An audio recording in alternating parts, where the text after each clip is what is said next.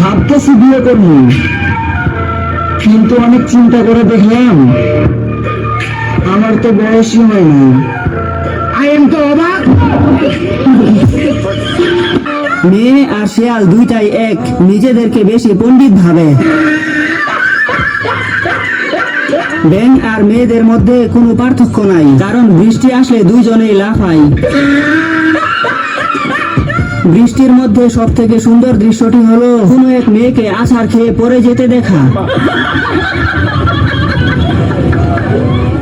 ছেলে হয়ে যখন জন্ম নিয়েছি, রাস্তাঘাটে তো মেয়েরা ডিস্টার্ব করবেই।